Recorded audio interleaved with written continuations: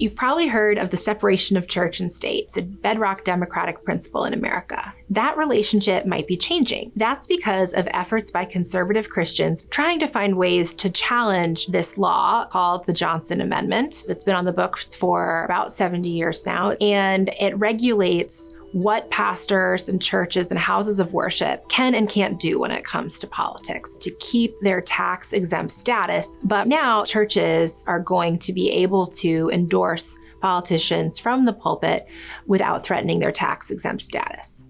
Back in 2008, a group of Christian churches and religious organizations called the Alliance Defending Freedom organized an effort to get pastors around the country to openly defy the Johnson Amendment, which they describe as an infringement on the freedom of speech, and preach politically from the pulpit. The intent was to try to provoke a court challenge to change this interpretation. And to do so, they needed a case. They needed the IRS to come after one of these churches for violating the Johnson Amendment. But the IRS never took the bait.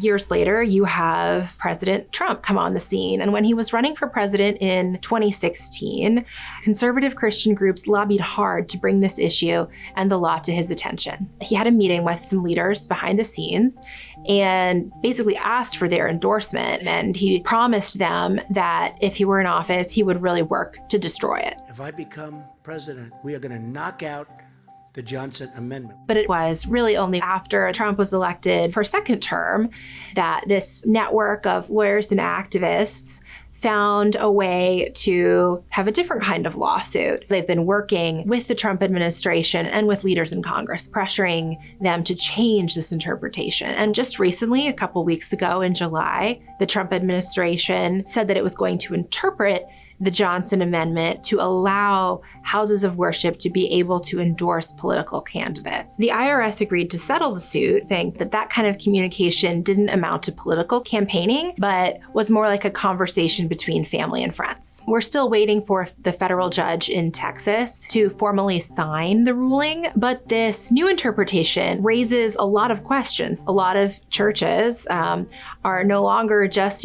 come to the pews on Sunday and hear a sermon. Fox News contributor. There are television shows. We really need to talk to you. There are podcasts, radio programs, there's the internet. And all of these terms raise questions about, okay, what does the IRS mean when they're talking about this conversation between family and friends? Like, who counts as a congregation? These are questions we don't have the answer to right now.